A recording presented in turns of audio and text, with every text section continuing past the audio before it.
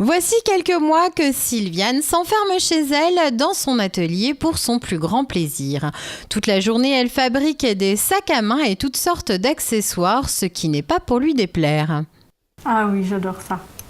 J'ai toujours adoré coudre. Je regardais faire ma grand-mère quand j'étais toute petite. Moi, je savais coudre à la main avant de savoir écrire. J'ai toujours adoré ça. C'est une passion que j'avais le souhait de transformer en métier. J'aime beaucoup travailler seule. C'est quelque chose qui ne me dérange pas du tout. Et en plus de ça, je vais au contact des autres quand je fais des ventes lors de salons ou de temps en temps quand je fais un marché à gauche, à droite. Donc j'ai quand même un contact.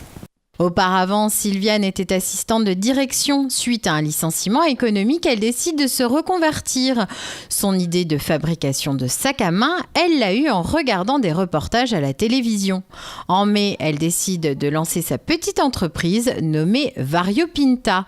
Depuis, Sylviane revit. Faire enfin ce qu'on veut. Pouvoir créer.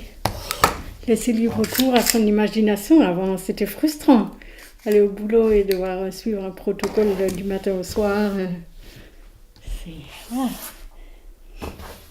C'est l'une des raisons qui font que Sylviane a toujours le sourire. C'est un rêve de petite fille qu'elle réalise avec le soutien de ses proches. J'ai de la chance, c'est que ma famille me soutient. Ils sont tous derrière moi, donc c'est mes premiers clients, etc. Ça joue aussi. Son entreprise débute à peine, Sylviane commence tout juste à prospecter, pourtant le bouche à oreille commence déjà autour d'elle. Plusieurs personnes lui ont passé commande.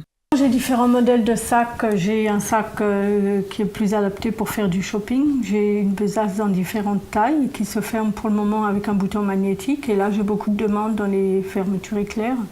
Et ce qui fait la force de Sylviane, c'est qu'elle n'hésite pas à répondre aux commandes de ses clients pour faire des sacs ou accessoires sur mesure. Elle cherche des points de vente dans la région et envisage même d'ouvrir son atelier chez elle à Artelsheim pour faire découvrir son travail.